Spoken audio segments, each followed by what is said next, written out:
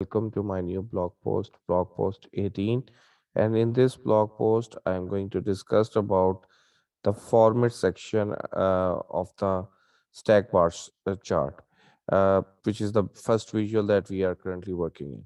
So here, right now, I have populated the stack bar chart with the two dimensions. First one is product and the unit price from the fact table.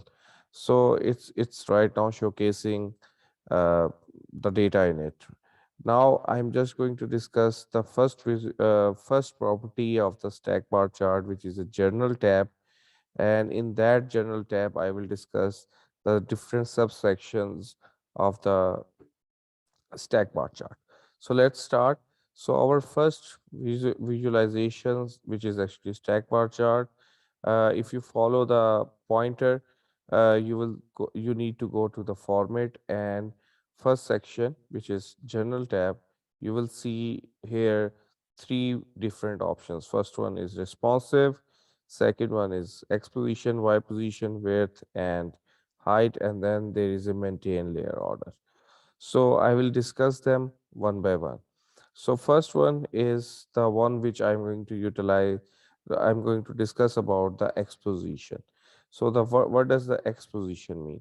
So exposition mean it is the x-axis and the vertical starting point of the stack bar chart. So right now it is this point, right? So if I click on it on the stack bar chart, you will see that the numbers over here are actually getting changed. So for one way is like this, like I can actually edit these values as well. And let's suppose I write it like 100 over here, and at the y position, I just write it like 500, 50, sorry. So it means on the vertical x-axis, the starting point of the stack bar chart would be uh, 50, y position would be 50, and the x position would be 100 from the main point of the screen, from the center point of the screen. Okay, so the next thing is the width. Width means like what will be the total length. Right now, the width is set to the 954 pixels. So I can change them to like, for example, 700. I can edit it, and it will edit with respect to this section on the screen as well. Let me change the height as well. For example, I can put height over here like 200. So it is the height is also getting changed. So it means like it so you can actually control the dimension of the general tab by utilizing the mouse as per your need. Or if you would like to go at a very granular level, you can edit the values in the X position, Y position, and by maintaining the width and the height. So this is the first thing about the general tab, how you can actually control the dimensions. Next thing that I would like to discuss the option about the responsiveness. So what does the responsiveness mean? So again, I need to go to the format section, go to the general section. First, I need to tell you like how the responsiveness will act in this case. So if I turn the option off, and now if I actually make my visual small and small, it is not adjusting to itself right now. And in the end, it's just like it's just getting through. It's just getting past, so it's not changing into some sort of an icon or with respect to the screen. So it's just like it's not getting adjusted. It is just like getting smaller and smaller. Now, if I click on the responsiveness side, I and now I need to change it on my screen. You will see that it is actually getting changed. It is getting adjusted to the screen, and sorry, I need to save it. So it's in the end, if the if the if your visual is getting very small, it will change into some kind of an icon. So you will experience this information over here.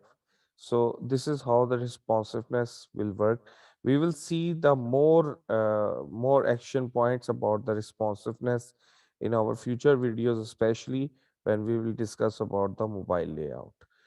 So after that, we have a third option about maintaining the uh, layer order. So what is that? So let's discuss that first. But before discussion, we need to start about discussing the maintaining order, layer order. We need to discuss about like why do we need that. So for example, in your visuals, you need to showcase your visual in a manner like you need to set a background, and after the background you need to set another background, and on the top of that you need to place your visual. So the thing is, whenever you will click on the background, your upper visual actually goes behind. So you need to keep them, you need to view it on the top of your all visuals, right? You need to keep your background at the base level, and then you need to keep your front view of your uh, visual on the front, on the very front side, or the on the top of the layer. So how you can actually do that? So in order to do that, you can actually utilize the visualizations option of the maintain the layer order. You can actually do that. So you need to turn on the three options, turn on the property for each layer, and you turn on the property for the each uh, visual that you are actually putting in right now. But before moving on to that, how you can actually achieve that even. So for that, you need to go to your uh, modeling, you need to go to the view, and you need to click on the selection. Now on the selection side, you will see that I have put the my my Power BI is actually showcasing me the name of the visuals right now. So I have just created the name for like blue layer, orange layer, stack part, chart layer. So these are just the name of the visuals that I am keeping in. So in order to achieve the maintain layer order, you need to group them. So you need to group them, and you need to right click on them. You need to create a group, and let's name it like, you can actually name it like what would you name it? So just like layer, right? So I just name it as a layer, and then I need to turn on the option of uh, maintain layer order. For the stack bar chart, I have already done that. And then if I go to the general tab again, for the orange layer, it is again on. For the blue layer, I need to turn it on again. And now I need to save it. Now the thing is, like, even you have done this, you can't experience the maintenance order over here. It will keep, it will be the same like uh, before. Like, even if you not, if you have not turned it on, it will be same. It will in your Power BI desktop. So how do you can actually experience that? You can experience it through like by going into the home and by clicking it to the clicking on the publish, and once it will be published into your workspace, you can actually experience that.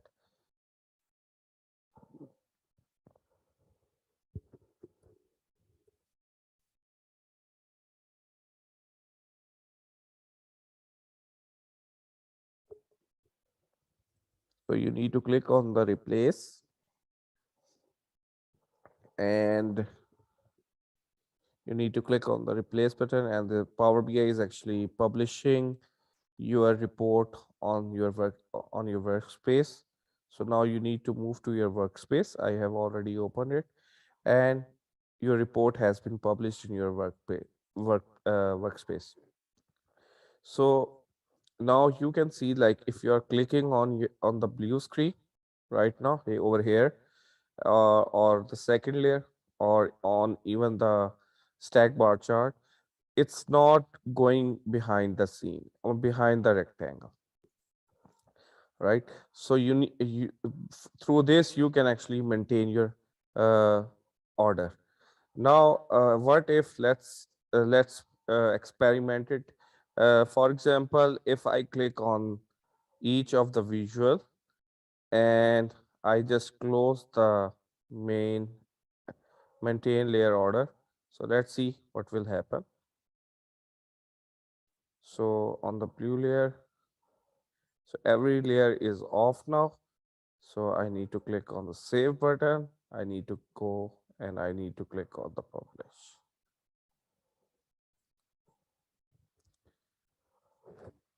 So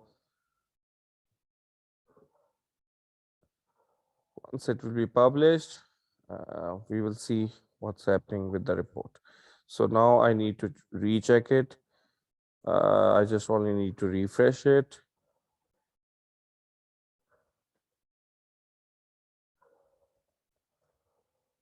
Now you can see, like, I have just hovered my mouse over the visual, and still it's actually getting hidden behind the layer, or the visual that I have used as a background. So if I click on I have clicked on the blue layer, so my two visuals are actually getting hidden right now. So this is what happen if you don't utilize the maintain layer order uh, option in the general tab. Hope so you have understood the concept about the stack bar chart.